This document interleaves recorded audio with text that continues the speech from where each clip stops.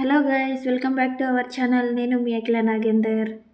ఈరోజు మన ఛానల్లో గోధుమ పిండితో గుంట పొంగనాలు చేసేద్దాం. స్వీట్గా ఆయిల్ అస్సలు వాడకుండా హెల్తీగా ఓన్లీ ఘీతోనే ప్రిపేర్ చేసుకుందాం. లేట్ చేయకుండా ప్రాసెస్లోకి వెళ్ళిపోదాం. నా ఛానల్ని చూసే వాళ్ళు ఎవరైనా ఉంటే ఛానల్ని సబ్స్క్రైబ్ చేసుకొని సపోర్ట్ చేయండి ఫ్రెండ్స్. ఈ వీడియో మీకు నచ్చితే తప్పకుండా లైక్ చేయండి ఫ్రెండ్స్.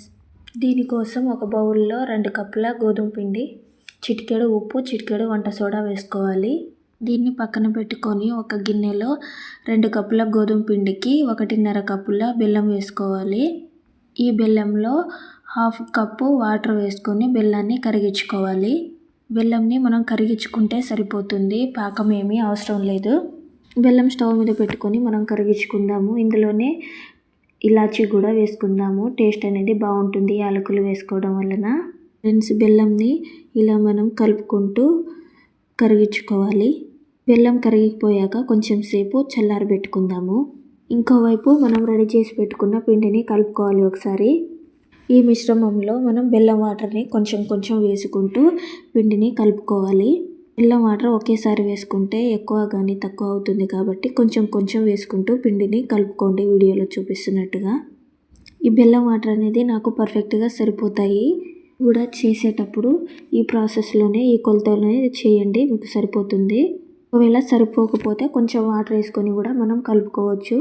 ఇలా వీడియోలో చూపిస్తున్నట్టుగా ఈ స్ట్రెచర్లో కలుపుకున్నాక ఒక గ్లాస్లో పిండిని వేసుకొని మనం పునుగులు వేసేటప్పుడు కొంచెం వేసుకోవచ్చు.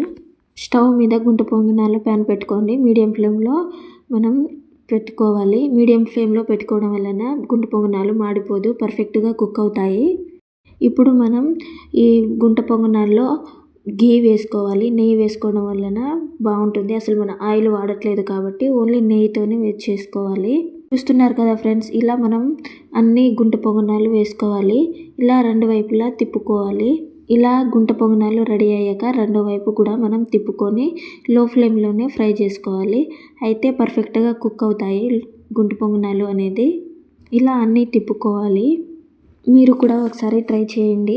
ఈవినింగ్ టైంలో కూడా పిల్లలకి స్కూల్ నుంచి వచ్చాక ట్రై చేయండి, చాలా బాగుంటుంది. ఇలా రెండో వైపు కూడా మంచిగా ఫ్రై అయ్యాక తీసుకోవాలి. ఇలా మొత్తం తీసుకొని వేడి మీద తిన్నా బాగుంటుంది. చల్లారిన తర్వాత కూడా ఈ గుంట పొంగనాలు స్వీట్ అనేది చాలా బాగుంటుంది. మీరు కూడా ఒకసారి నాకు ట్రై చేసి కామెంట్ చేయండి ఫ్రెండ్స్. ఆయిల్ అనేది అస్సలు వాడకుండా ఓన్లీ ఘీతోనే ప్రిపేర్ చేసుకున్నాం కదా. ఈ వీడియో కనుక మీకు నచ్చితే లైక్ అండ్ సబ్స్క్రైబ్ చేసుకొని నా ఛానల్ని సపోర్ట్ చేయండి. నేను మీ అఖిల నాగేందర్.